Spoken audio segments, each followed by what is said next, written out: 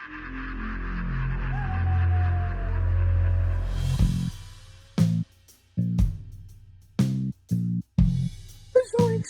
hey, Scoob, did you hear Nikki Blake is hosting a Scooby-Doo panel? No. Yeah. Like on today's Scooby-Doo episode, Scooby-Doo and Shaggy meet Nikki Blake. Yeah, in a Scooby Panel. Like, we need to get this puppy started. Okay, Nikki Blake, take it away, Scooby-Doo.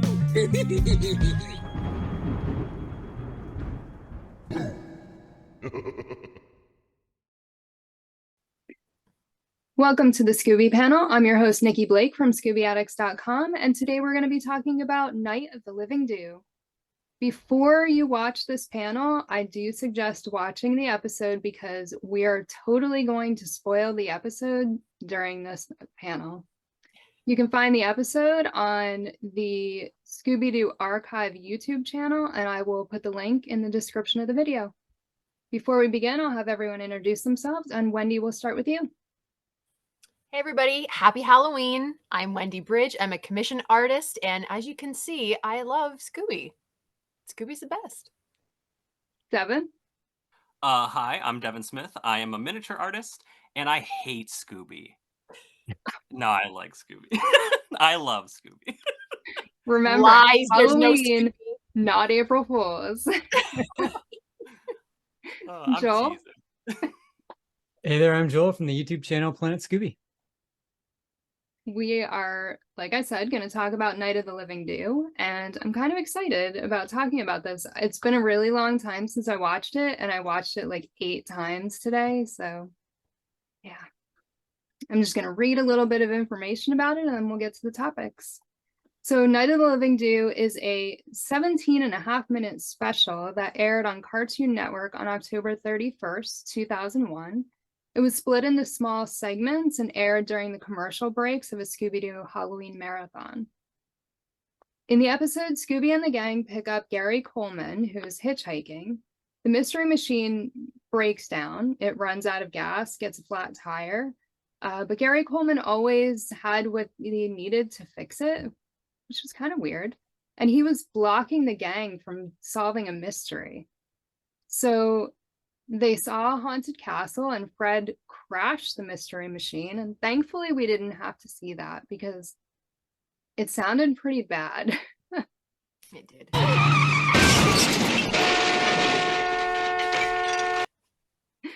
So they had to stay in the castle, and the castle belonged to David Cross. Throughout the episode, we got a lot of references to past shows. They poke fun at the original show and the guest stars. And Big Bad Voodoo Daddy appears, so does Mark Hamill. And eventually they solve a mystery in the castle, which for me was completely unexpected. The villain in that, I never would have guessed that. And of course they set it up that way. The episode was written, directed, and produced by Casper Kelly and Jeffrey G. Olson. It was produced by Ashley Nixon. Stephen Evangelatos was the animation director. Colleen Pollock was the animation producer. And the animation was done by Natterjack.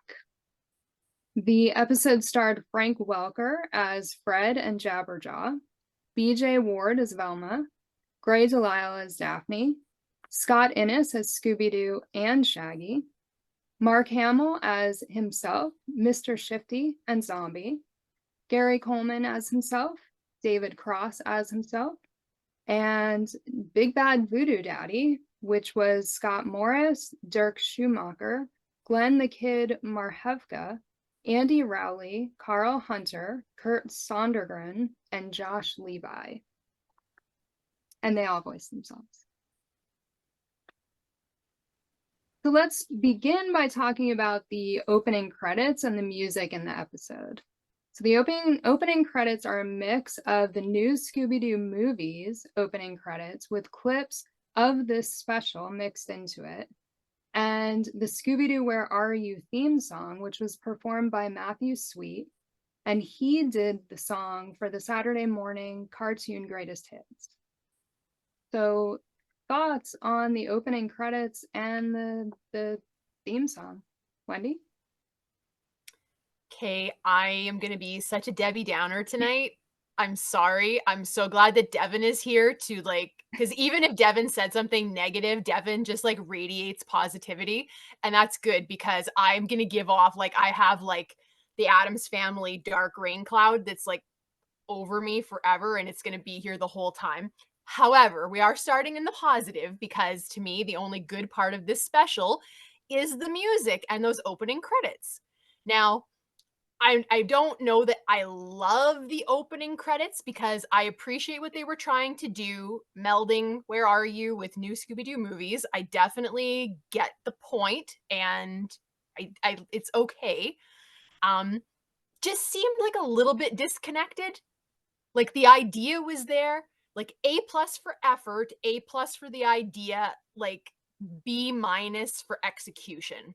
I don't really know what it was about it that it didn't quite sell me on it, but it also seemed really long.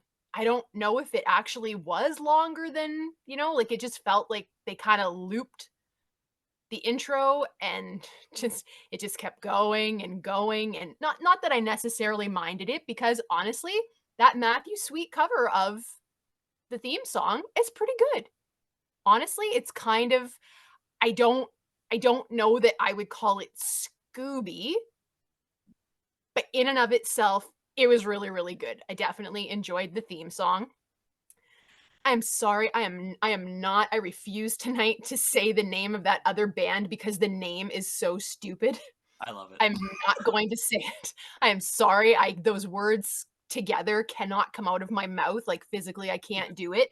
However, even though I have no idea who that band is apart from this, their little musical spot, again, for me, not really Scooby, but it was good.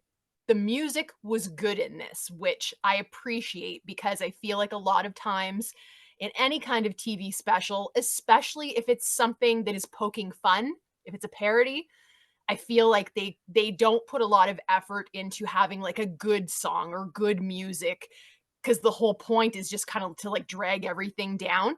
But honestly, like the music in this, really, really great. For me, it didn't really translate as Scooby that much, but it could have been way less Scooby than what it was. And I appreciate that it was really good. And definitely, if you do nothing else, go and listen to that cover of Scooby-Doo, Where Are You? Because it is really, really catchy.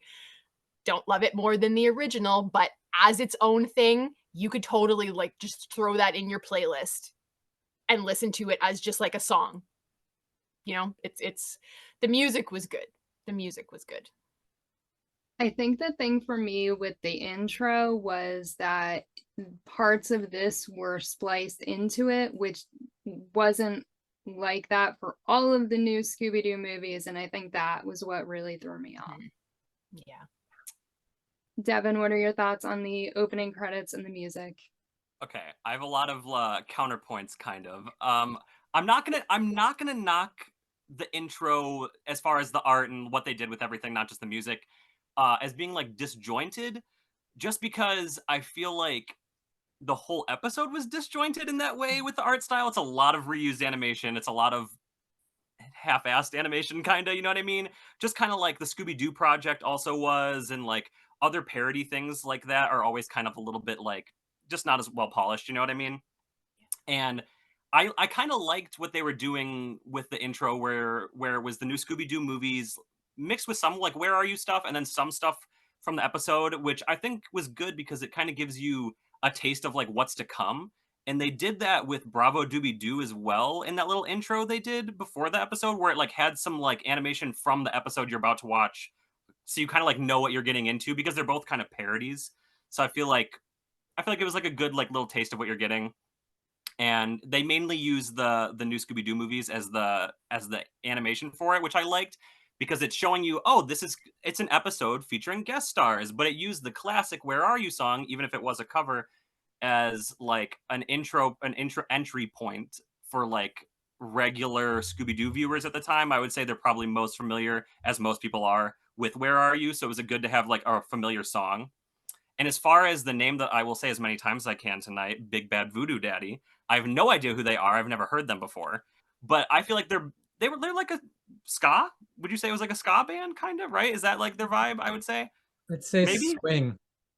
A swing swing band. music. Okay, I feel like that realm of music. I feel like that is adjacent to Scooby-Doo in the 2000s. I feel like with like What's New a little bit, and then like the live action movies and stuff. I feel like they transitioned to like having a little bit like they had like swing music and ska, and also like pop punk in the early 2000s. So I feel like it kind of does fit that vibe. Because what year did this come out? 2001 or something? Or 2001. 2001? Okay, yeah. So I feel like it was like almost right before they transitioned to that period almost, which is interesting. And I guess, I mean, and they use like classic Where Are You music throughout the episode too as background music and things like that. And I feel like overall I liked it. I feel like overall the music was good.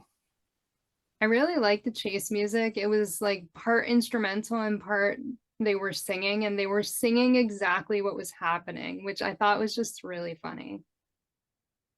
Joel, what were your thoughts on the opening credits and the music? Yeah, I like the opening credits, like the Matthew Sweet song. I like it more as a standalone than the intro. It just, because my brain expects to hear classic Scooby-Doo, Where Are You? And then they're throwing in the new Scooby-Doo movie, and I expect to kind of hear that theme song, but I'm not. So it kind of threw me off. But if I watched it 100 more times, I'd get used to it. And Big Bad Voodoo Daddy, when I saw them, I was like, oh, because when I think back to that era, there's a swing music became really popular with like a Gap commercial. And then it's like all this rage for like 2001, 2000. And it was just what was like so popular. But then when I heard it in the actual episode, I'm like, this song's awesome. This is cool. I like this band. I probably liked them back then too, but just in the in-between, my head was like, oh, swing music's the worst. And Big Bad Voodoo Daddy, I think they played like a Super Bowl, so they were pretty popular at one point. And that's all I got. Yeah. Oh, did we mention in your intro that this I think was originally aired in like 5-minute blocks? Like, did you mention that? I mentioned that it was split up into segments. Yeah, during like the commercial breaks. And that just kind of, Devin was saying he was disjointed. I'm like, does that add to the disjointment? Like, did they create this in 5-minute blocks for commercials, or like something was kind of off, like with the animation and just kind of like the storytelling too? So I kind of going in my head, I'm kind of giving this a bigger pass because we're viewing it how it wasn't intentionally meant to be viewed, I guess, at one point. I'm rambling, but that's what I'm talking about. No, I'm actually glad that you brought that up because I had an interesting viewing experience of this. So I've seen it before plenty of times. And then Nikki, obviously you sent the link to it. I watched it on YouTube, whatever. And I was like, okay, classic. That's how I've always pretty much watched it. But then I remembered, like a few good months ago, Trevor, you guys all know Trevor, he sent me these 2 giant boxes of just VHS tapes. And most of them were like stuff I think he recorded new on TV live. And I was like, I'm pretty sure one said Night of the Living Do on it. And so I've got these VHS tapes, okay, of the original recording of the thing. So I watched it today. It took me about 4 hours to watch a 17-minute clip. But that wasn't even including, I fast forwarded through most of the episodes of Scooby-Doo. It was really disjointed, especially I will say, watching it was like a second, and then it's like here's like a half of Where Are You, and then back to that, and then there was like the commercials in between. It was like zoo books and like all this stuff, and it was just so much in between. I was like, my goodness. And the weirdest part of the whole thing was it was like Night of the Living Do, and it was in English, and then it'd play a part of the commercial in English, and then Scooby-Doo Where Are You would come on, and it was in Spanish. The whole episode, every single episode, and there was like 20 episodes. They were all in Spanish. In the intro, it didn't have any of the Where Are You music. It was just like you know when the very first episode, A Night of Friday, or A Night. What is the name of the first? What episode? a Night for a Night. Thank you. I was gonna say what A Night of Friday is No Delight. What a Night for a Night. Thank you. When that first aired, the like intro for it, where it was like really weird, it was just kind of like the background music. That's what the intro was for Spanish, and then the episode was in Spanish, and then it would go back to English for the Night of the Living Do, and I just thought it was really weird that it was like changing languages the whole time, because it like had like Night of the Living Do promos in the bottom corner of the screen the entire time it was on. And then after Where Are You, it did transition into some of the new Scooby-Doo movies, and it played the Wednesday is Missing episode in Spanish. Nice. And I was Wow. like, that's really weird too. And it was like, it was just a whole experience I had today trying to watch this episode again. It was strange. When it aired, did they actually play the intro? Like the No. No. Because I don't think feel like so. that would be weird because the intro was pretty long. It would be like they'd play the Yeah. intro and then they'd play more Scooby and then go back to From what I saw is, because I was like fast forwarding a lot after, because there's 4 tapes and they're like hours long, and I made sure to watch the entire thing once, but I don't remember ever seeing the intro to it, because it was just like, oh, Night of the Living Do, whatever, and then it was like straight into the Gary Coleman like on the side of the road stuff. And then it would start over and play again after it ended, after the next commercial break, and they would just do the same thing again. And it was like each tape I put in, it just kept like doing it again. So I don't remember seeing the intro at all, though. So that's kind of weird. So was that created afterwards, or like I don't understand what that was? I feel like it would have had to have been because it was played during a marathon. Because it, like I said, I feel like it would be really weird. They'd only have time to play the intro, and then they would have to go on to more Scooby episodes and then come back to this. And maybe they played it because I was reading that after it aired in all these little segments at the end of the marathon, supposedly they played the full thing without it being chopped up. So maybe that was when they actually put in that intro with the rest of it. Okay, because I've got 4 tapes that are like hours long here. I'm gonna have to just start them all from the beginning and watch all of them all the way through, just to see if there's any semblance of that song at all. We'll see. Well, if you ever wanted to learn Spanish, now's the time. That's true. Also, I will say this. Scooby's voice was so scary. Like, I would be fast forwarding it, and then I'd hit play, and Scooby'd be like, he just sounded like a guy. He didn't sound like, he wasn't like saying the R's in front of the words, so he was just like, it was just really weird. I don't know. It was very strange. His laughing was scary. It was like, I was like, this is Scooby-Doo. It was very strange. It was a weird experience for me. Yeah, kind of scary. I might have to hear that though. I think you're gonna have to make us a clip. Just it doesn't even have to be video. Just at least has to be the sound so that we can hear. I feel like I took a video. I'll show you guys afterwards, so we don't have to disrupt anymore. But I think I took one video of something. So we're gonna move on to the gang interactions with Gary Coleman and David Cross.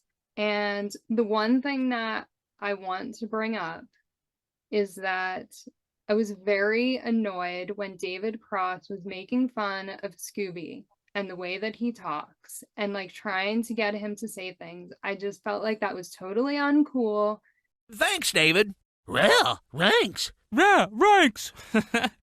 And then he offered him a Scooby snack and didn't even have one.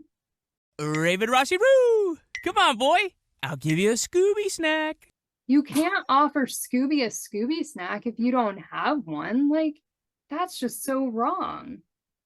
So this was the only point in any Scooby anything where I wished Scrappy showed up and splat him.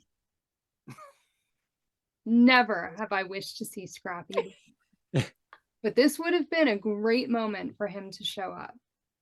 And that got me thinking, maybe David Cross is Scrappy in cartoon human form. Maybe. Joel, what are your thoughts on the gang's interactions? Oh, man. Well, the David Cross thing didn't bother me because he's usually kind of typecast as a dimwit.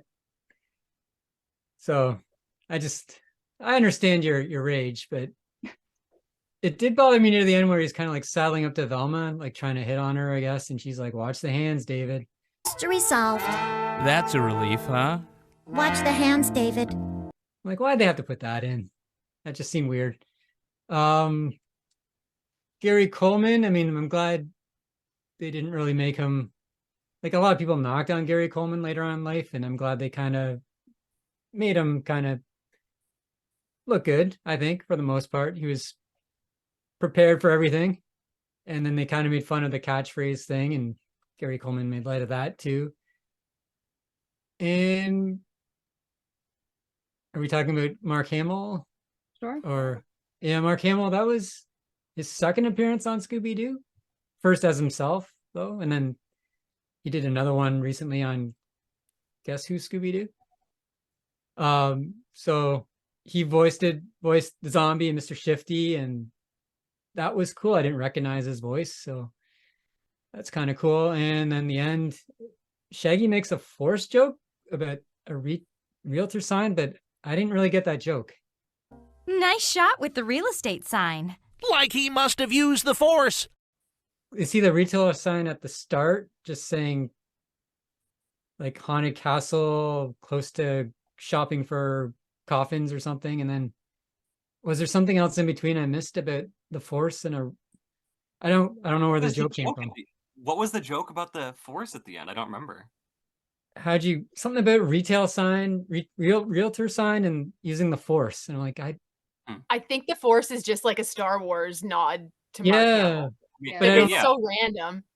I just don't know what he was referencing though. With I know referencing the Star Wars aspect, but Right. with a sign, like I wonder if something was cut out or something. I think they I'll just have to wanted to rewatch shove it in there, and they Yeah. didn't need a reason. They're just like, man, it's a hot mess anyway. Just like toss it in at the end. Who cares? Yeah. Oh, and then Gary Coleman at the very end kind of he's like, what about this and this and this and this? And then Scooby just jumps on him and licks his face, and they kind of ignore everything. And then just how Scooby loved Gary Coleman, like every time he said Gary Coleman, it just seemed like he thought Gary Coleman was like the greatest thing ever. And it was Scott Innes doing it, and maybe Scott Innes just loves Gary Coleman. I don't know. Someone will have to ask him one day. I'll shut up now. I was wondering where Scooby's infatuation with Gary Coleman came into this. Like, yeah, he was a little too excited about Gary Coleman. Devin, what are your thoughts on the gang's interactions with the guest stars? I loved it. Scooby was so stoked throughout this entire episode. Everything he said, he was just so excited. Like, and you could just hear it in his voice. It was great. Like, what the whole entire bit before they get, like, when they pick Gary Coleman up to when they get to the castle is just great, because I love that they include like the past episodes and stuff. And like Fred is just so pissed. Like every time, like he's like, oh no, the car's out of gas, and Gary Coleman's like, don't worry guys, I got some gas, and Fred's like he gives him that like side eye, and I'm like, it was perfect. And Fred's like, oh my god guys, look at the boat, and then he's like, uh-oh, the tire, we gotta go look at the boat, and Gary Coleman's like, don't worry, I've got a spare tire. It was fantastic that Fred was just so pissed. He's like, I really want to solve a mystery, and Gary Coleman is messing it up big time. Fantastic. I love David Cross in the episode. I thought I loved that they went for like a very meta, but also very dry. Like every time there was like a joke, it was just like silence. Like there's like Scooby-Doo music in the background, and then they'd like have a joke and it'd just be like dead silent. Like, and I don't know, something about that just like played differently with the Scooby-Doo dynamic for me, and I thought that was really good. Mark Hamill was just a fun little throw in at the end. That was good. Big Bad Voodoo Daddy, I loved that they introduced all of them. Like I don't know how many members of the band there are, but they were just like shaking their hands, like saying all their names really fast, and that was pretty great. I'm Carl. I'm Andy. I'm the kid. I'm Kurt. I'm Dirk. I'm Josh. And I'm Scotty. Very random set of people, I'd say, for guest stars, but I very much enjoyed it. So yeah, I was wondering how they chose them all as guest stars, because it was pretty random, and to have them all in the episode together, it's a little weird, but yeah. It worked. Yeah. For me, it worked. Wendy, what are your thoughts on the gang interactions with the guest stars? Well, first off, to answer that last question, I mean, no offense to anybody that was involved in it, but we don't know who any of you are aside from Gary. And I kind of have a feeling that they were chosen because they were like, guys, we're going to make this really shitty Scooby special. Who's in? And literally no one raised their hands. You don't know who David Cross is? Never heard of him before. I didn't recognize him. I know nothing about him. And so yeah, that's my opinion on how people got chosen for that, because like nobody of any merit wanted to do it. I thought David Cross was more well known. Like I don't know. Yeah. I wouldn't say he's like A-tier celebrity or anything like that, but like he's like not in a harsh way. I'd say he's like C. He's like C tier. He's been in a lot, but not but he's not like the main character usually. Yeah. Okay. Is like he everyone actually probably an knows him. actor? Mm-hmm. Yeah. He had a show with actor, comedian, yeah. He had a show with Saul Goodman, like they had a sketch comedy. The actor who played Saul Goodman. Interesting. Can't remember his name. On HBO. Bob Odenkirk? Bob Odenkirk, yeah. Him and David had a show. It was like a skit show. Really good show. Okay. And then Arrested Development, he's probably that's like like most well known for. Yeah. Have you ever seen Scary Movie 2? Scary Movie 2, yeah. I have, but I wouldn't remember anybody specific. Was he in Alvin the Chipmunks? Is that what you said? Was he the bad guy in that, or was that Paul Giamatti? No, it was David Cross, I think. Yeah. Okay. Well, I'm still like putting him down on like the D list, maybe. It's fair. Like, it's okay, fair. It's fair because it's honestly, it's not really surprising that there would be someone out there that I've never heard of, because I don't. Boring, guys. I don't like a lot of stuff. So that's a me thing. Totally. What I actually liked the best about, I get like I'm going to wrap this into the interactions because it is about the characters. I thought they did a pretty good job with capturing the likeness of people. Gary looked like Gary. David looked like David. I didn't look up the other guys, but I'm assuming that it looked pretty good because it doesn't look like they got sloppy with the drawing of actual people. Like, these are real people. We need to know who they are. And I feel like, given that this reminded me so much more of Scooby-Doo and Guess Who than it did the new Scooby-Doo movies, which of course makes sense because this technically could be considered a precursor to Scooby-Doo and Guess Who. But to me, that vibe was way, way closer than it was to classic Scooby. But one of my gripes about Scooby-Doo and Guess Who is that I know the people that they had drawing are super talented, but I was not impressed with the likenesses. I was like, these people all look really generic, and I know that you all can do a lot better than, like, I don't know. I really didn't like the likenesses because I didn't think that they were close enough.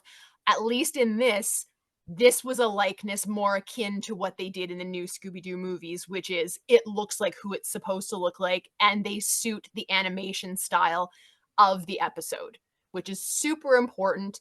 Yes, it is kind of obvious when we're going between clips of classic Scooby and this, but it's kind of more a color shift than a style shift. It's not the same style, but they tried really hard to get close to that classic Scooby look. And I think they did a pretty good job doing that, in particular with the characters, because I feel like that is kind of the most important thing. If you're going to have a show about somebody, it needs to be recognizable as that person. And I think that they did get that. Also thought that the acting on the part of those people that were the celebrities, the way that they interacted with the gang was very natural, which sometimes is not the case in something like that, where you're trying to meld characters that like exist and real people, and then you tell them like do something together, and sometimes it just doesn't flow that great. You know, maybe they're nervous or what, I don't know what it is, but I did think that they all did a really good job of sounding like they belonged in the episode with that version of the Scooby Gang. So that was kind of a plus. But everybody was just like, they were kind of boring. And maybe those people are boring, and there's nothing wrong with being boring, because I'm boring. I say that all the time. But it was like, everything just felt very like, it felt like it was 3 hours long, is what I'm saying. And it was only 17 minutes. Like, for me, it felt, and poor Devin literally spent like 3 or 4 hours watching it. I mean, it was a R.I.P. Devin, you know, that's Not for me. I'm glad you did it and I didn't. Yeah. But I was curious if there was going to be like anything extra that like maybe was cut out later or something like Right. that, but not that I Yes. noticed. It seemed exactly the same. So Yeah. Yeah. And I would have been 15 when this aired originally, and I was absolutely watching Cartoon Network when I was 15. But I'm pretty sure, like, I remember the trailers for this, and it is kind of fun. Like, if you're going to go ahead and watch the episode, YouTube has, I saw 3 or 4 of them. There's maybe more. People have uploaded like all different clips, ads, commercials leading up to it, you know? So it's just like an ad for this special that they were going to do, and they're all different. They're all different. So it's not like, oh, I just saw one. Like, no, watch them all. They're kind of more entertaining than the actual thing to me. But I'm almost positive that I had no interest in watching this. I was pissed off that they were even doing it because it was part of Adult Swim, which I will admit I hated that. I hated that it was on that channel. I hated everything about it. I am never been a Robot Chicken fan, which is what I automatically associate with Adult Swim on Cartoon Network during that time period. So I'm pretty sure that I never watched it when it aired, simply because I was like, F this shit. I'm not watching this mockery of my Scooby. I'm not gonna do that. So I'm pretty sure this was a first watch for me. I did end up watching it twice because I did want to be prepared, even though I didn't like it, but I hope to never see it again. I don't think I need to see it. It's not the worst thing I've ever seen. You know what I mean? And it could have been way more disrespectful. It could have been so much worse. So I'm trying not to knock it too hard, but they looked good. They tried to make it kind of flow, at least with like the animation and stuff like that. And I appreciate that the stars that were in it, like, they were decent at acting. And that's not always the case. So yeah, they did okay interacting with the gang. I thought it was a decent episode. I Now agree. Wendy's making me second guess my. Oh, Guys, I'm a snob. Don't Love it. forget that. I'm a snob. You know this about me. you love to hate. It's okay. I will say this too. Oh, sorry. Go ahead. Go ahead. No, go for it. I was just gonna say on the point of that you brought up, Wendy, about you were watching like clips on YouTube about like the promotions and stuff. Between every episode, like right after and before it would come back to the Night of the Living Do, there was like it would show like the logo of them like all standing there. It'd say Night of the Living Do, and like David Cross, and yeah. And it would like every time I was like listening to it and I was like, is that David Cross talking or is it a voiceover person? I think it was a voiceover person, but it would like have like a little like 5-second like something they would say about like what just happened kind of, or like like there was one part where I don't even remember what the like leading up to it, but like Shaggy was holding Scooby, I think, and like David Cross was saying something like ghosts, and then Scooby and they'd all be like ghosts or whatever, and then yeah, David Cross is like, oh, and then we can get it fixed or whatever, and Scooby's like fixed. You'll be fixed and on your way in the morning. And then it cut to commercial right there, and then at the commercial it was like it like explained the joke. It was like, don't worry, Scooby, David Cross is just talking about getting the mystery machine fixed, and then cut to like Zoo Pals or whatever. It was really weird. It was very strange. It was very, very weird. That's one of my favorite comedy lines in this, I guess, because I just thought that was really funny. Like, one of those things that would kind of go over a kid's head, but the adults would get it. And I'm glad that in the episode they didn't explain it, because that would have annoyed me. That's why I thought it was weird that they explained it like 3 seconds later. I was like, what are we doing? Oh god. Let's talk about the humor in the episode. So you stole one of my favorite lines, which is fine. I didn't say it. You can repeat it. Another thing I liked was when Velma was telling Scooby that chocolate is poison for dogs, and Scooby was holding a chocolate bar, and he was like, so upset that it was poison. You can't eat that. Chocolate is poison for dogs. But it's funny because, I mean, it is true. In reality, chocolate is poison for dogs, but Scooby eats chocolate all the time and he's fine. So, yeah. Devin, what are your thoughts on the humor in the episode? I personally loved it because my favorite like humor is like very dry humor where it's like just you know what dry humor is.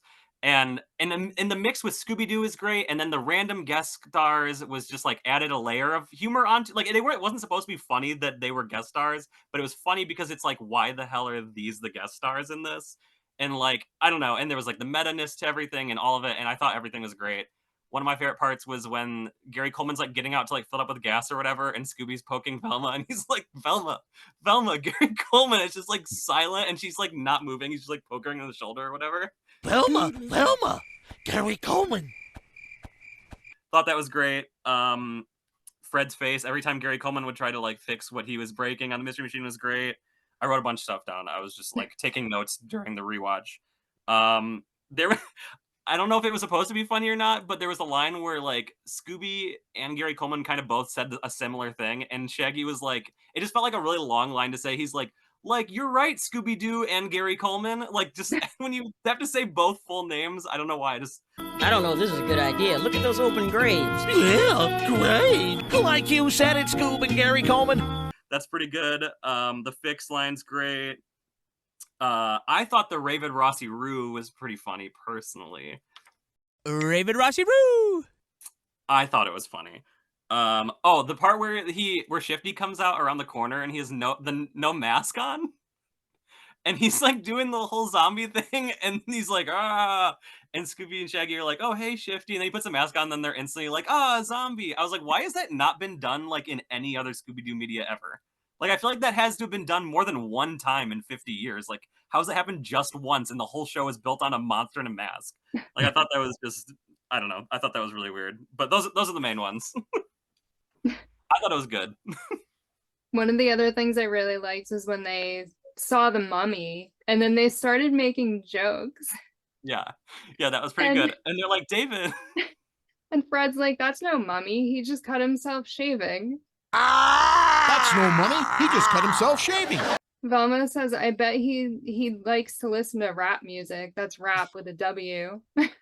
I bet he likes to listen to rap music. That's rap with a W. And Daphne says, sure, it's a great way to unwind. Sure, it's a great way to unwind. And then when they get to David Cross, he's like thinking like he's a comedian. He should be able to do something on the spot. And then he comes up with, how many mummies does it take to change a light bulb? I listened. I thought he said mummies too. I rewatched it. I think he said zombies. I don't even think he referenced the mummy. I don't think he even referenced the mummy in his joke. Hey, how many zombies does it take to change a light bulb? How about 3? 1 to hold the light bulb, and 2 to... Maybe I was just, maybe mentally I was just like, they're talking about the mummy, so he had to have said mummy. Yeah, that's why I was like, he didn't even reference the mummy, which was the point of the puns. Yeah, So. but that was really funny. Wendy, what are your thoughts on the humor in the episode? Okay, so because I don't want to be super duper negative the whole time, please do. I will caveat this with saying, obviously, I'm not a fan of this type of humor mixed with Scooby. Because to me, this is just making fun of it. And I feel like if you need to make fun of something for it to be funny, you're not funny at all. So, in order to find things that I can speak not negatively about, in my mind, I am putting up a wall and I'm like, this is not Scooby. This is just a thing. Okay? So that is the only way that I can do this. Which I think is still valid, you know, but I do want to make it clear, I don't appreciate this type of humor for Scooby. However, because again, like, I don't need an adult Scooby. I don't. I am totally fine to like leave it appropriate for like 4-year-olds. I don't need any innuendo. I don't need any of that stuff. However, this did have some interesting innuendo in it. The one that was most notable to me is Daphne and Velma go into their room and they're talking about, like, Daphne's like, oh, I can't wait to, you know, like, get in our PJs and go to bed. And Shifty is, of course, behind the painting. And you can see the eyes are moving and his eyes are reacting to what they're saying. And so he gets excited when they start talking about, like, undressing, and then kind of loses interest. And then all of a sudden Daphne's like, oh, but we don't have any PJs. And his eyes get really, really big. The joke, of course, being, if you don't have any PJs, you're going to sleep naked. And now he's all excited to, like, watch them undress and watch them go to bed without any clothes on. Totally not appropriate for Scooby. I'm sorry, it's not. However, as just a humorous point in a show, wasn't bad. Wasn't bad. And that part I thought was the creepiest part of the whole thing. Like, that's well, it was very creepy creepy for some guy to be sitting behind Especially- a painting, like waiting for these teenage girls to undress. Right. Especially after David Cross comes in and, like, pulls the painting open and there's Shifty. And then at the end, we find out that Shifty is actually Mark Hamill. So it was actually Mark Hamill that was making that lewdness, you know? That's true. His name is Shifty. I mean, to be fair, it's, you know, I mean. It was shifty behavior. That's for sure. Exactly. I mean. Hence the name. Oh my gosh. And of course, at the beginning, and again, this is like another reason though that I don't like it as Scooby, because I'm like, Daphne would never, okay? And that's why I don't like modern Scooby either, because I feel like they've carried this over. But when they first get to the castle, Daphne comments on there being, like, there's sharks in the moat, and she's like, oh, and ugly sharks at that. And then Jabberjaw, like, pops up and he's like, no respect. Ugly sharks at that. No respect, no respect. It kind of made me laugh because I don't like Jabberjaw. I'm not a fan of that. So because of that, I was able to chuckle at it. But again, like, Daphne would never say something nasty like that. So again, but not Scooby. Remember that. The one line that I did find funny, whether it's Scooby or not, I'm the famous David Cross. And Daphne says, who? And Gary Coleman echoes that. He's like, we've never heard of you. I'm the famous David Cross. Who? Look, we never heard of you. And I'm like, brother, same. Same. I've never heard of you. I don't know who you are. And so that made me genuinely laugh, even as a Scooby product, I have to admit. So the only other thing I want to mention here, because I think it belongs here, it's funny in the sense of, like, it's not like, it's like, oh my God, I can't believe it. So this special was actually nominated for an Annie Award. Now, the Annie Awards are presented by specifically the LA branch of the International Animated Film Association. They've been giving out awards since 1972. I didn't fact check this, but supposedly June Foray is the one who came up with the idea of having these Annie Awards. So they were nominated for Best Animated Short Subject. Now, thankfully, they lost to something that Ray Harryhausen had done called The Story of the Tortoise and the Hare. So I was very glad to see that. But there is something that kind of, like, sticks in my craw a little bit where I'm like, unless it was a Razzie Award, how did you get nominated for anything? Because even if I could get past that they're trying to do Scooby with all the things I don't like, even if I liked it as a Scooby product, this is like a D- at best, guys. Okay. This whole thing to me is like a D-. I'm sorry. Let me slightly defend it though. So, I'm not saying it's the best thing in the world. I did think I thought it was fun. It's a fun little thing, but I want to defend it just slightly. Is like, when this was made in 2001, they were not expecting us to live in the age that we do now, where we have it just free on YouTube in its full form. Because maybe, like you said, after it played the marathon throughout the day, it did air in a full segment and possibly. But this was meant to air in little, like, 30-second segments. So I don't think it's necessarily meant to be this amazing thing. I think it's just like, here's a couple laughs for like 10 seconds. Here's another couple laughs. Here's another couple laughs. But altogether, it makes a full episode. So, I mean, I don't think it's like going for like prestige. You know what I mean? It's a little bit low hanging fruit. Just a little bit, you know. Just a little bit. Yeah. It's like also a parody. Yeah. And you have to keep in mind that it's a parody because. And you make fun of the things you love. Yeah. But a parody, in my opinion, is like the lowest form of creativity or humor. It's like I said before, if you have to make fun of something and make a mockery of it in order to make your joke, you're not a very good comedian. Because classic Scooby shows us how you can be funny without even trying to be funny. All of the humor, the reason that classic Scooby works so well, in my opinion, is that it's very funny, but it's not like, okay, yeah, it was meant to be funny. They wrote it the way they did, but you are meant to view that as a serious cartoon, like a child's version of serious. It's a drama. It's a drama and a mystery. You're not supposed to, in my opinion, you're not supposed to look at it as, I'm going to sit down and watch Scooby because it's funny. The humor's there so that they can get away with saying that it's for kids when it's actually like scary AF if you're not careful. You know, like, because little kids are really impressionable and it doesn't take a lot to scare them. So the humor has been written into it in such a way that, to me, it doesn't really register. Like, I don't think of Scooby as a comedy.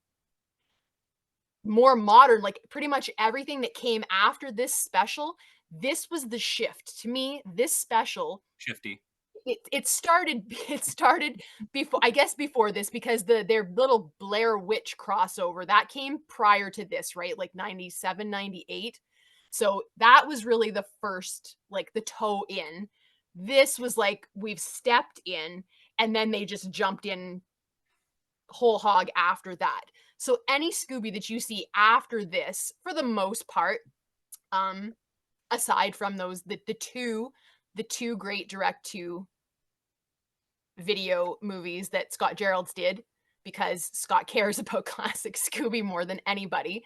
But aside from that, so much more of it made that permanent shift from, this is serious drama / mystery that has humor in it to lighten the mood, to, we're just going to write a comedy. We're trying to be funny. I'm not a fan of that. I don't think Scooby needed that. You know what I mean? And to me, all of the newer stuff, it reads like a parody to me because they're trying to make jokes now. I am not a fan of it. If other people are, that's cool.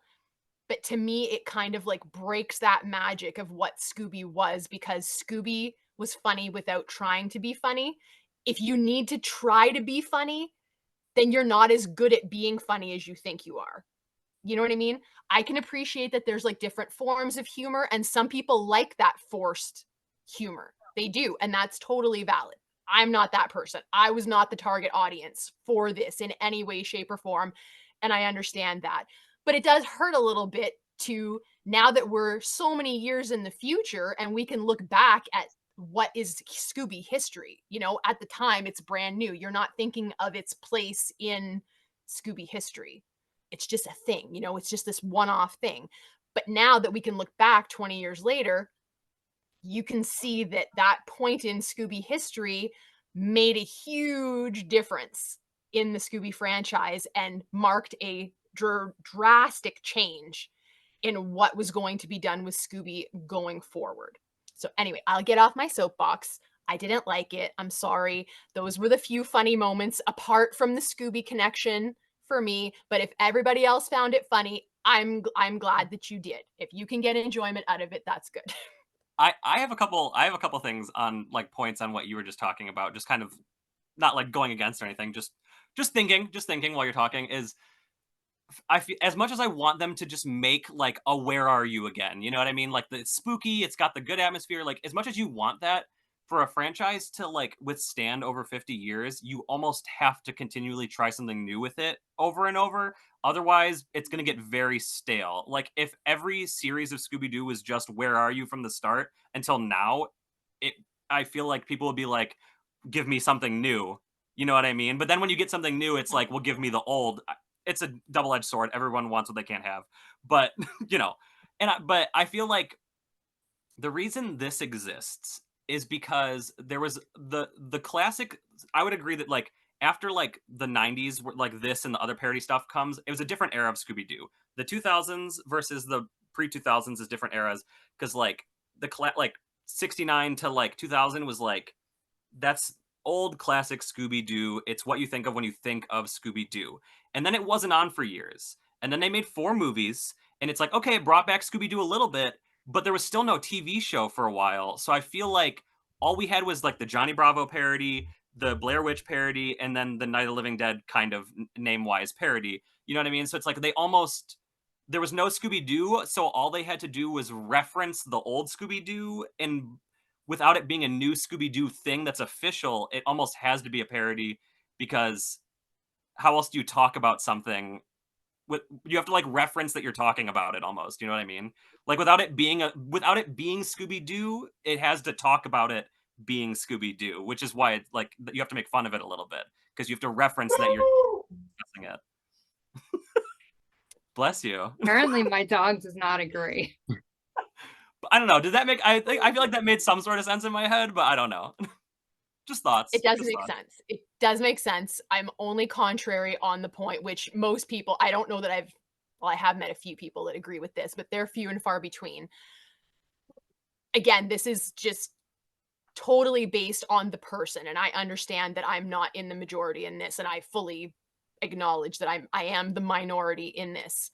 However, I am not the person who needs something to be new because it gets stale. My issue with every show that I've ever watched, whether it's animated or just like a regular TV show, my issue has always been, you were so good in the beginning, why did you change? I didn't need you to change. You could have kept doing, they could literally have Sam and Dean circa season 1, 2, and 3, where it was about just like the monster of the day. We're going to get in the Impala. We're going to find a mystery. We're going to solve it. We're going to kill the bad guy. And we're going to sail off into the sunset to some cool hard rock song. I would watch them using motorized scooters and walkers with gray hair as like 70, 80, 90-year-olds still hunting, as long as there was a monster of the week, they got along with each other, and there was a cool rock song at the end. I'm that person. I am not the target audience for anything. I know that. I don't like how it changed. I'm currently in season 9 of my rewatch. I don't hate it. I can't go that far as to say it, but almost every night I say to my dad, I'm like, I don't like this. What they did in season 1 and 2 was like near perfect. Like, why did we have to make this shift in tone, make this shift in character, make this shift in whatever? I understand that 69 Scooby is not 72 Scooby, is not 76 Scooby, is not Scooby and Scrappy, but I would argue that they are still essentially the same. You know what I mean? I feel like there's no huge shift in what you're doing or why you're doing it. But come the very late 90s, early 2000s, they made a drastic shift.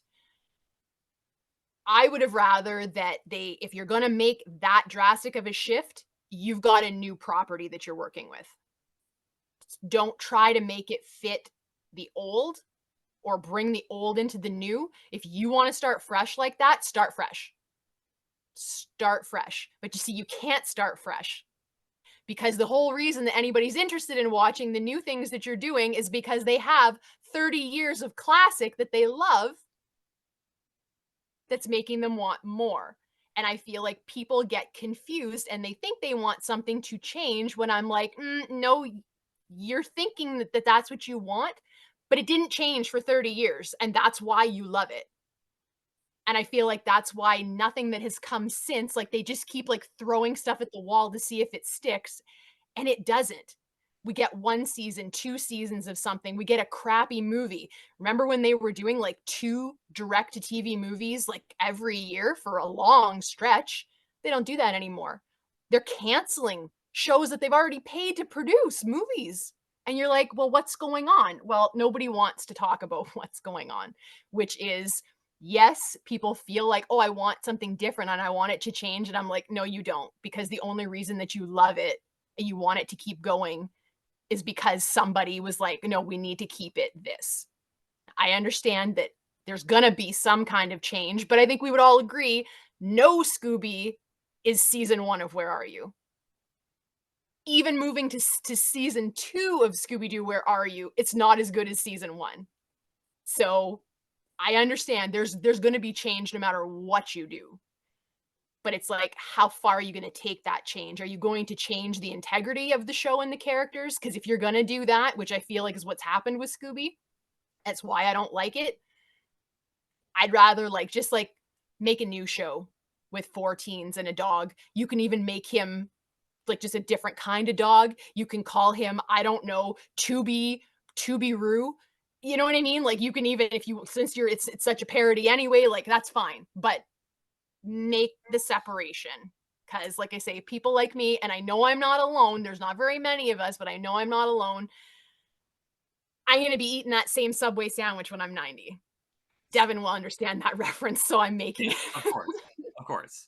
And see, here's the thing. I know, I'm sorry, Nikki. I know we're mad off topic right now. But this is where it's going. I feel like that's the problem with the day and age we live in, is that mostly everything is just remakes. It's remakes and reboots of everything. And the reason that there's getting a remake or reboot is because people liked the original, like you said with Scooby-Doo. Someone liked whether it's a TV show or a movie, people love the original. That's how it garnered a fan base, because people like that. And then they either try to remake it or reboot it, whatever. And either it's great and people are like, oh, I love it, or they absolutely hate it. And that's a problem, is I feel like you can't please everyone at all times, which is weird because people that liked the same original movie won't always agree on what they do with a follow-up. Right. Which is weird, because either it's really good and they try to replicate what they did with the first thing, or they totally go a different direction, and people either like that it changed direction or they like that it stayed the same. I have no end to this point that I'm talking about. I just felt like I needed to say that. It's true. It's true. So, I don't know. Well, I do agree that things do need to change, and I think if we had 5 years of Scooby-Doo, Where Are You? I don't think, and that was it, I don't think Scooby would have been around for 54 years. And it's just because, I mean, there are people that don't like Scooby-Doo, Where Are You? But they like Mystery Incorporated, or they like Be Cool. And I think having all of those options, all of those different series, gives everybody a chance to find a Scooby that they like, which also helps to keep Scooby going and to keep them making more Scooby, even if you don't like it because you feel like it's a parody or you don't like the direction that they're taking it in.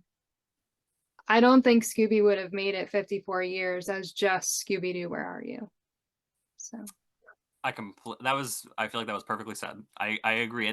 There needs to be a taste for everybody. You know what I mean? Everyone's a different person. We're all individuals. We all have different things we like. And I feel like that there needs to be a variety. And that's just why it's lasted so long and why it's hopefully continuing to last longer, you know?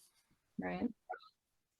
So getting back on topic, Joel, what are your thoughts on the humor of Night of the Living Do? I liked it.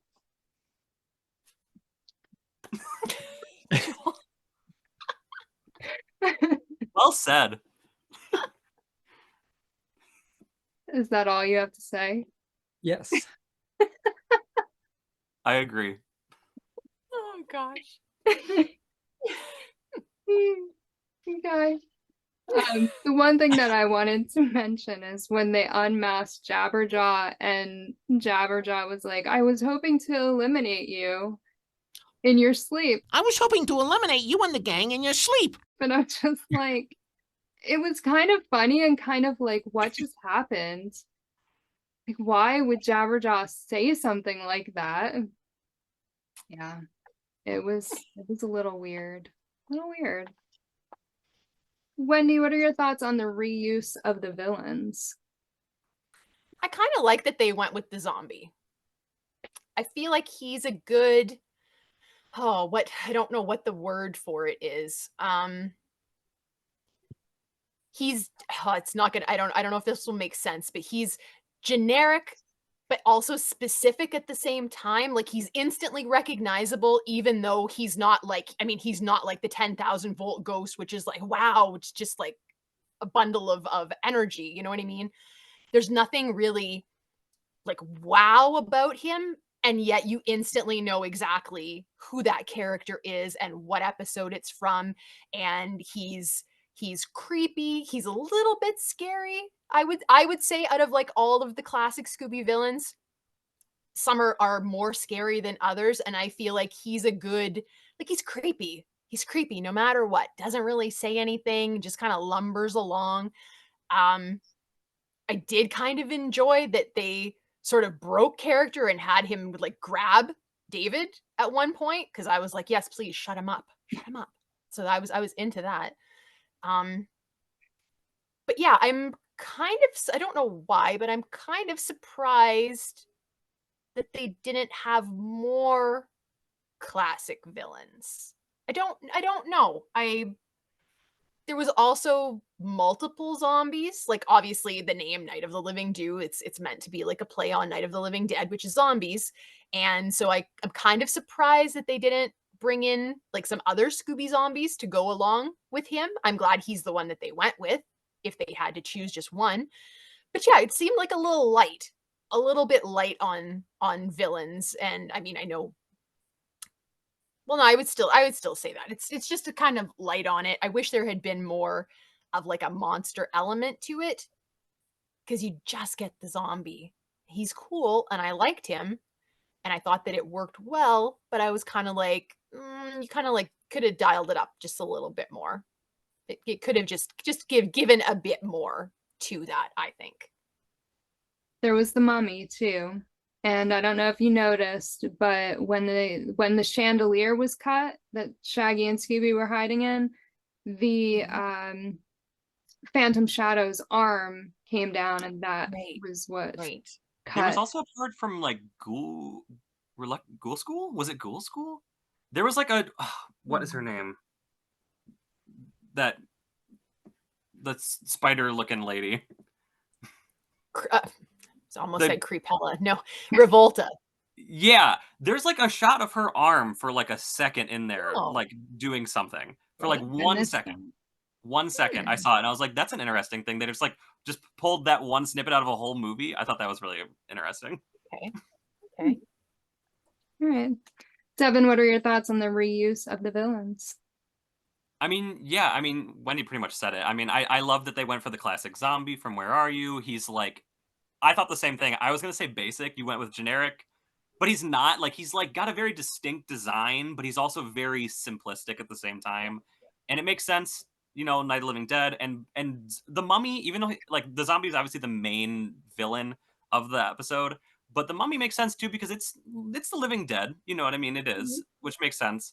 And I didn't like make this connection until like you were just talking about it a second ago, Wendy, with just like thinking about the zombie. It's interesting because Night of the Living Do is, like you said, a play on Night of the Living Dead, which is the first zombie movie. And I think it came out like a year, like right around when the original Where Are You episode of the zombie came out. And before the original Night of the Living Dead came out, zombies were traditionally thought of as being like raised like how it is in the Scooby-Doo Where Are You episode. It's like with voodoo and stuff, and like they're raised from the dead that way with like the witch and stuff. Like that's how it's raised from the dead. And then Night of the Living Dead was like the first like real zombie movie where it was like they come and they like eat your brains and whatever. And it's interesting that those like came out around the same time, like within a couple of years of each other. And this was a parody with that name using that zombie when that zombie wasn't even raised the traditional way that you'd think of a zombie. I don't know. Interesting connection with the name and the choice of zombie there that they probably didn't make. And I'm just way overthinking it. So. Joel, what are your thoughts on the reuse of the villains? I thought it was pretty cool. I had zombie fever way back then. So George Romero directed Night of the Living Dead, Dawn of the Dead, Day of the Dead. I was on Land of the Dead as an extra as a zombie. Okay. And Resident Evil 2, I was an extra zombie too. What? Yeah. And that's cool. I'll tell this story afterwards. I think I've already told it. He filmed a movie like near my house where I used to shovel like horse manure. Did I tell this story? I probably haven't. I don't think so. I don't think so. I don't think so. No. As a kid, I made money shoveling horse manure at a barn. Sweet. And it was a video age, right? So I'd spend my money renting Night of the Living Dead, Day of the Dead, all these zombie movies. And I just felt I lived like in like, because I lived in a rural area, I just felt like I lived like nowhere. And then 20 years later, that very barn where I was like shoveling manure, and I'd have to walk to like this video store, like literally, it was miles away. You know, it's the classic trope is the kid going to school and like snowstorms. I was going to the video store to rent Night of the Living Dead all the time. I found out George Romero was filming this zombie movie, and I missed out on it. So like I was watching the movie, and this is after I was in some of his movies. I'm like, this could have all like tied everything together for me. Very barn where I was like shoveling horse manure so I could rent this guy's movies. He filmed this movie. Can you see you in the movie? Like, are you like noticeably there? No. There's like hundreds of us for this one like mob scene. If you have any pictures or anything of the sort, I would love to see that. So he paid everyone like, he gave everyone a ham sandwich, a cup of coffee, and a cigarette. That was your payment. Wow. Okay. Yeah, it was very low budget. I have a picture with George Romero. Like, awesome. Look at that. That's all I got, really. Yeah, I love zombies, so it's cool. I don't think I watched this when it aired. So I was a student at the time, and I was really poor, so I couldn't afford cable. And maybe I did download it on LimeWire, but I didn't get all of it. Or remember LimeWire? Probably not. Yes. I think you would. It's the computer program where you give your computer AIDS because you just mostly download viruses.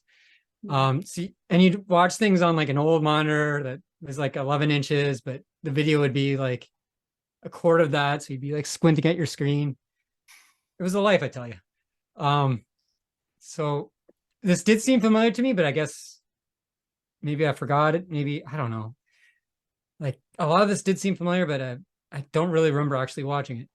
But yeah, I like the choice of the zombie. Is my long-winded answer. We're all having those today. Yeah. Let's talk about the references in the episode. The one that I want to bring up is when Velma was reading the names of the pictures on the wall, and she said Sonny and Cher, the Harlem Globetrotters, and Henry Kissinger. Sonny and Cher, the Harlem Globetrotters, Henry Kissinger. I was kind of confused by Henry Kissinger because I was like, why would she say that name? Like, what does that have to do with Scooby-Doo? So I looked him up, and the only connection I could find was that in 1976, he was deemed the first ever honorary member of the Harlem Globetrotters. Oh, That's okay. the only way I could figure out a connection. I was Makes curious sense. about that as well. Yeah. Devin, what are your thoughts on the references? I loved it. I loved that it was because like it was perfect because it's fan service in the cheapest way, and cheap in multiple meanings. Cheap as in it's cheap to just show you things that you've seen before and it makes you happy because it's fan service, and cheap as they just get to reuse footage and backgrounds and things, like when they're walking over the bridge and it's like they just edited Gary Coleman like walking behind them. It's very noticeable. I loved it. They show like the Funland and they show the boat and everything, and I was like, I personally loved it. I absolutely loved that they reused it. It was cheap in the best way, which describes this whole episode for me, honestly. Joel, what are your thoughts on the references? I enjoyed the references. I think at the start, the first one I kind of noticed was this steamboat from Josie and the Pussycats episode, maybe. And then the Harem Scarum where Scooby's dancing across the organ. I think that's in the chase scene. I like those little cut scenes. Like, it's nice to find those going on. And then the Henry Kissinger. Yeah, that's I'm just still thinking about that. I'm not even over that yet. It just kind of put me off on a different trajectory. So yeah, I'll just shut up. References are good. Wendy, what are your thoughts on the references? Yeah, I liked all of the reused footage and stuff like that. Like, I am always a fan of repurposing things when it comes to art of any sort. If you've already done the work, why do it again? You know, if you can rework it and get some extra mileage out of it, you might as well.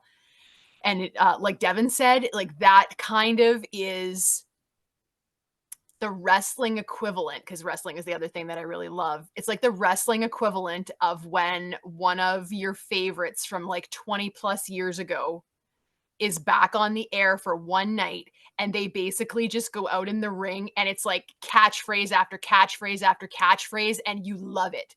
You love every single second of it. You wouldn't want it every night, but that for that one night when you haven't seen them or heard them do their phrase in like years, they don't need to do anything else. It's cheap. Like Devin said, it's cheap monetarily to do that, but it's also just like, they call it a cheap pop. You know, guy comes out, mentions the name of the town that they're in. The crowd loves it. This is kind of like the equivalent of that, because of course, even someone who didn't enjoy the episode like me, how can I not like seeing all of this old footage? Because I love the footage. So it was a probably done for financial reasons and like time and things like that, budget, but it did serve the purpose of giving diehard fans of classic Scooby like me something where we're not just like, well, this is an F.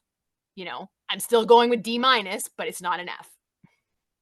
And I did appreciate that at some point they slipped in the "what you talking about" line. What you talking about, Gary? What you talking about, Gary? I was waiting for that. I have to admit, that was a cheap pop that I would have been very disappointed if it hadn't have been there. They finally got there. It took quite a while, but it was worth it. I'll say this too, Wendy. I feel like you almost have given yourself a reason within what you just said to love this episode. Is that you said, you know, wrestling. Oh, one of your favorite wrestlers comes out from 20 years ago. You wouldn't want to see that every night, but for that one night, you're absolutely loving it because it's just like giving you that fan service. That's kind of what this is you wouldn't want to necessarily see this for 25 episodes, 2 seasons, whatever of Scooby-Doo. But for one little like simple 17-minute short, it gives you a little something fun and different, but not for an everyday thing. But I promise, Nikki, this will be quick. But the only thing I would say contrary to that is if the wrestler came out and did anything other than the catchphrase that they're known for, you'd be like, shut up and get off the stage because I'm here to hear what you did then. So that's so sad. It's true though. It's totally true. Like I don't want to see I want to see The Rock come out and I want to see The Rock be like, shut your mouth. Can you smell it? And he's doing the tongue thing. Like, that's what I want to see. Do I want to see The Rock come out after 15 years and be like, I work for AARP now? Wasn't he just on wrestling? You know what I mean? Like, I don't know. No, when The Rock comes out, you want to see The Rock do The Rock's thing from the 90s. That's true. So, you want to see Stone Cold slam some beers and chug them back? I get it. You bring up The Rock, and all I can think about is his face on Scooby's. No, Nikki, no. Why did you say that? Now we've all got to think of it. No. Well, if I have to, so do you. Only fair. You brought up them saying what you're talking about. I thought it was cool when Scooby was singing the theme song to Different Strokes in the Mystery Machine. Well, the world won't move to the beat of one. I didn't recognize it. What might be right for you may not be right for. I was like, "What is Scooby having a stroke?" Like I don't even know what's going on. I didn't know the first time I watched it too, and then the second time I was like, "Oh," I was like, "Okay, I know what he's." Yeah, the first time I was like, "What?" He's like, "Ruh, ruh, ruh, ruh, ruh," and I was like, "What the hell are you even saying?" Like it sounded so crazy. They made sure to put R's in front of everything for Scooby in this. Like they really overdid it with that, I think. And of course that was on purpose. So Joel, what was your overall opinion of Night of the Living Do? I give this episode a 7.5 out of 10. Joel, I am like, this ends. Unsubscribe. Even what you rate the scrappy episodes, like this is grounds for like friendship divorce right now. I am like, get out of Canada. Okay, you can't even be in my country anymore. So Different Stroke song that you didn't even recognize, written by Canadian Alan Thicke. Okay, let's not You should pretend be that the Alan one. Thicke should have ever done anything other than just act on Growing Pains. I don't think I knew he wrote that. Yeah, and I think Guys, he went to high school with my mom. Oh yeah? True story. What are all these revelations in this episode? Yeah. What's going on? This is great. Maybe he should have been in this episode. Yeah. I'd have watched it That then. would have been cool. He doesn't have an R in his name, so I think they picked Gary Coleman, David Cross, R's. Hmm. Except point. Mark Hamill doesn't fit in, but oh yeah, he does. Yeah. You need to, Nikki, you need to do like an April Fool's Day episode where everyone just says an R in front of every single word the entire Oh panel. my gosh. Can you imagine? That would be interesting. Yeah. Yeah. Yeah. Joel, do you want to elaborate on your 7.5 out of 10? Yeah, it was funny. Parody, I didn't really see it as a parody. I just saw it as like a loving tribute. Like I didn't find the jokes that offensive. But maybe I was the target audience. Like this came out 2001. Everything was kind of going that way. I think it started with Scream, sort of, where they started deconstructing old horror movies, slasher films, and doing the tropes, and then kind of going against the type. And they kind of did that with this. It started off pretty good. Like Freddy wants to run out of gas. Freddy wants to have a flat tire in front of all these haunted places, and he keeps getting foisted, if that's a word. And then later on, they kind of repeat that again with trying to find the hidden passageway. It's under the, what was it? Who's the actor? Matrix guy. Keanu Reeves. Keanu Reeves under his poster, which they never show. And then there's the chicken soup book. Chicken soup for the mystery lover's soul. I thought that was funny because I was like so 2001. And those other jokes too, like Mr. Shifty, they keep finding, like he found his diary. I found this under your bed. It's somebody's diary. And his book about... And I also found this book, How to Use Monsters to Drive Down the Price of Real Estate for Dummies. Sell it. I thought that was kind of funny. So I didn't really think it was being mean in the jokes for the most part. I just thought they're just kind of making light, but winking. I don't know. It just didn't seem offensive to me. But then again, like I said, target audience, I'm kind of was used to this back in 2001. Also 2001, really weird time after, because this is Halloween. This was shortly after that big event in 2001. So it's kind of a lighthearted, fun event, I guess, that because months after that was really, no one was happy. And it was just probably a good time to have like that marathon going on back then. I like David Cross. I knew who he was, so I was kind of happy to see him. I like the Big Bad Voodoo's, that band. So many syllables there. I like the song they did. Matthew Sweet's, I have that. I remember buying that album on CD, and it's really cool because 1995, no real internet, and they had like the lyrics to Scooby-Doo, Where Are You? And all the other cartoon songs. So like this is pre-internet. Used to get books with CDs. Now, I guess no one buys them, but it was cool having the lyrics to Scooby-Doo, Where Are You? I remember like being a kid and like having my VCR and like hand recording the lyrics, and I remember comparing the two and going, hey, I got them all right. Now you'd just be like, yeah, it's so easy, but you can always look the stuff up so easy now, but back then you couldn't. And yeah, I'm done. 7.5. Wendy, what is your overall opinion of Night of the Living Do? So I'll keep it short because I feel like what I said earlier technically should have gone now, is when I should have said that.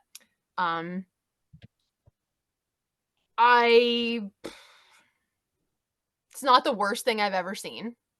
Could have been way worse given what it was, like specifically, I mean, being on Adult Swim, because I do find a lot of things that they did to Hanna-Barbera characters to be offensive, what they did in that little adult block that they had over the years. I don't know. It kind of illustrates what my issue, well, I have lots of issues, obviously, but one of the things that I really dislike about pretty much all of the Scooby specials, and this even includes things like Bravo Doobie-Doo, Scooby Natural. It kind of encompasses all of that. And I like both of those very much. But I feel like all of the Scooby specials, they make the gang seem really dumb. I was watching this and I'm like, why do you seem so dumb?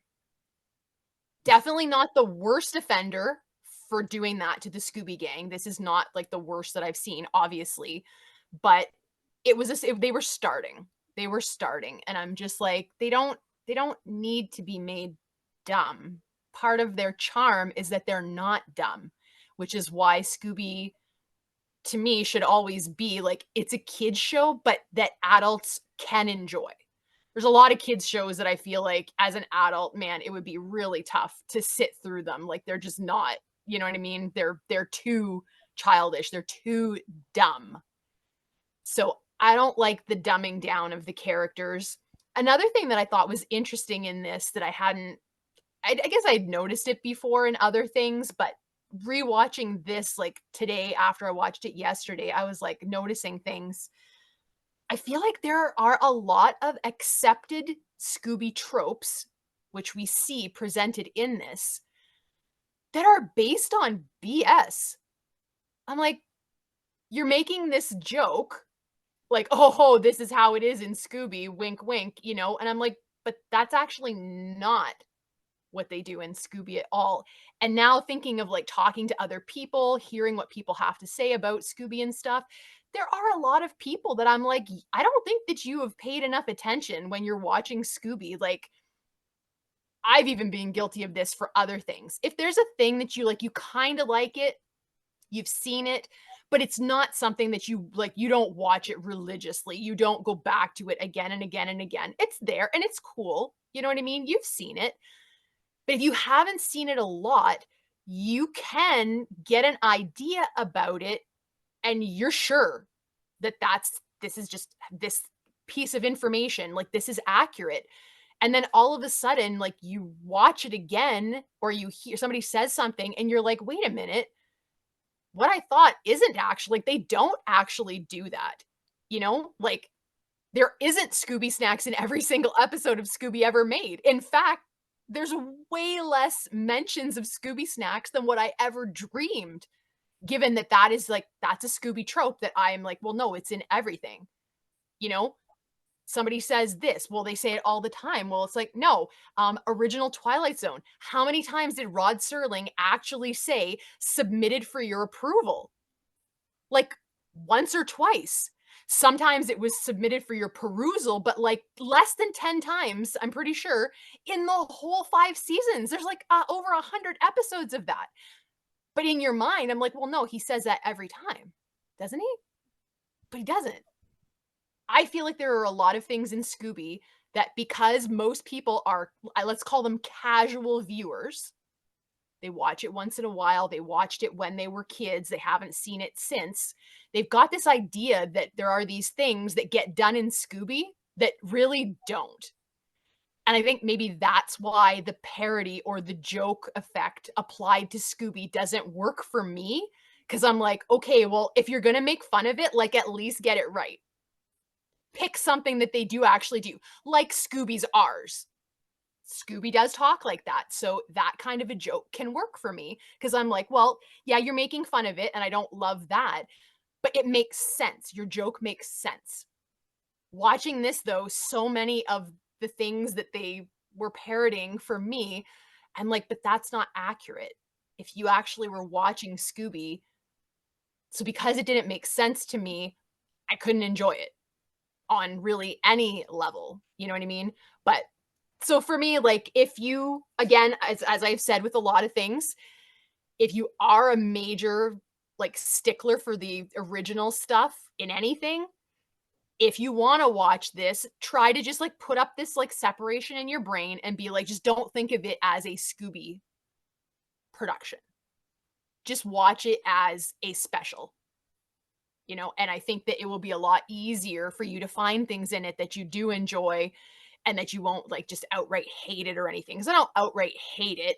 I didn't enjoy it. I didn't enjoy watching it. I don't really want to watch it again. I kind of like, I can think of things that I would have enjoyed a lot more if they had done than what they did do. Like, I feel like it was Like, I can see that they put effort in, but I also feel like at the same time it was a little bit lazy. You know, like the stuff with the zombie, like one zombie, one mummy, like there was more you could have done with that without adding to your budget, I think.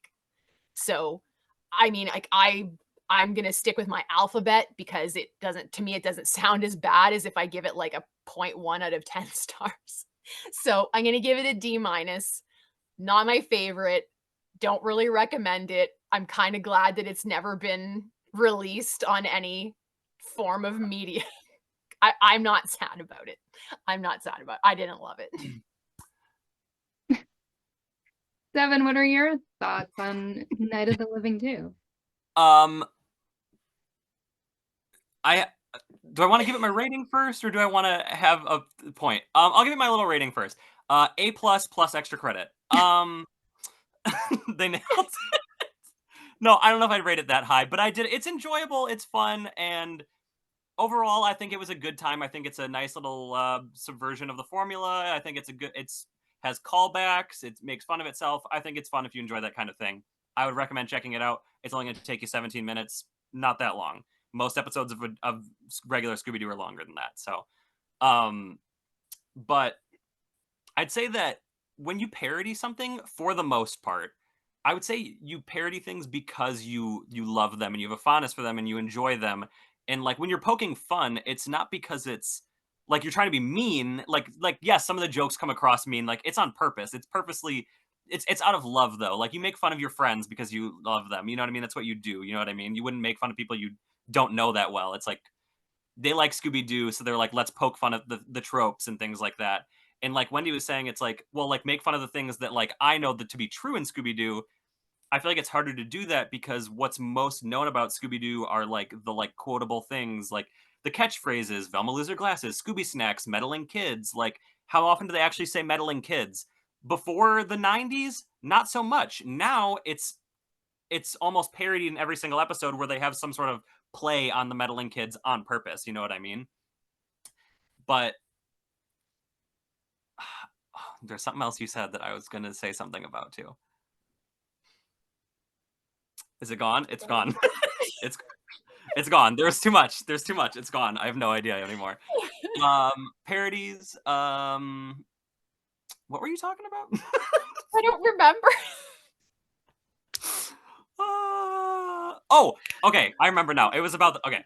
I was gonna say there's like out of all the like big franchises or like huge things, there's like a pop culture version that lives like within the world that everyone's conscious of. You know what I mean? Like Scooby-Doo, it's like everybody's like, oh, the villain always says, I would have gotten away with it if it weren't for you meddling kids and your dumb dog or whatever. They don't say that much. There's like a pop culture version that like everyone is aware of for every sort of franchise in media. But then like the people that like actually like watch it, or like I've done this plenty of times with like movies and shows where I'm like, oh, well, this is what's going to happen in that movie because this is what I've seen from it for 20 plus years of this is like what this movie is known for. And then you go to watch it and you're like, oh, it was kind of what I thought it was going to be, but not exactly what I've heard through people talking about it, through media. Because most of the time, if you haven't seen a thing, like say you haven't seen Star Wars and like Darth Vader, he doesn't even say, Luke, I'm your father. He says like, no, I'm your father or whatever. If you've never actually seen Star Wars, for example, you've probably seen a parody of it at some point in a cartoon or another TV show or something like that. And so you assume that's exactly what happens, but then you go to watch it and you're like, oh, it's not what happens, which I feel like that's where these Scooby-Doo parodies come into play, is that this is what people have told you it is, and this is what people have parody of it, because they take like one small thing and then they really stretch it, and then since they stretched it, the next parody stretches even further, and so on with every parody that follows, and then that becomes normal. But then when you go to check it out in the past, it wasn't that to begin with. And yeah, that's my addition to that. I liked the episode. Nikki, what were your thoughts? I liked the episode. I thought it was funny. I definitely watched it knowing in my brain it was a parody.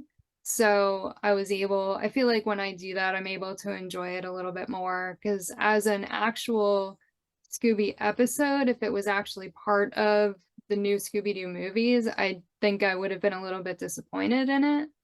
But because I thought of it as a parody, it's funny. I think it's funny. I was happy and surprised that I didn't see any drug references in it.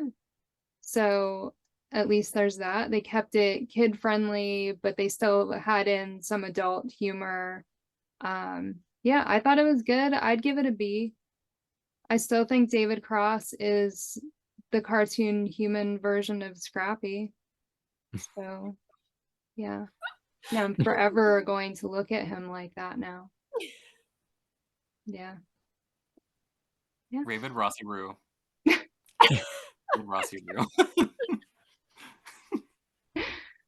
So we're gonna wrap things up. Before we do, let everyone know where they can find you on social media. And Wendy, we'll start with you. On Instagram, I'm at Wendy Bridge. Twitter, Wendy Loves Jesus. And my blog is wendylovesjesus.wordpress.com. Devin? You can find me on all the social medias at Awesome Thanks, mainly on Instagram, awesome__thanks. Come check me out. Let's talk about this episode and how much we love it and Wendy hates it. Joel? You can find me on YouTube. Just type in Planet Scooby. And you can find all my links on ScoobyAddicts.com. Let us know in the comments what you thought of Night of the Living Do. And thank you for joining us for another Scooby panel. And happy Halloween. Yes. Thank you for tuning in to another Scooby panel. I'm Nikki Blake from ScoobyAddicts.com. If you like these panels, please subscribe to my channel for more great discussions. A huge shout out to our patrons, Julie Rosen, Ross from ScoobyFan.net, Scooby-Doo of Roblox, Tage, and Christopher W. If you would like to support the Scooby panel, please go to patreon.com/ScoobyAddicts. A very special thank you to artist, blogger, and Scooby collector Wendy Bridge, Joel from Planet Scooby, and miniature artist Devin Smith. Scooby Panel is available in podcast form on most podcast platforms, or as a web series on YouTube. You can find Scooby Panel on Instagram, Facebook, and Twitter as @ScoobyPanel. Scooby and Shaggy were voiced by Scott Innes. Check out Scott's website, onescottshop.com. Scooby Addicts artwork by Will Davenport. Video editing by Nikki Blake. Music composed and performed by Bovine Nightmares. Please join us next time for another Scooby panel.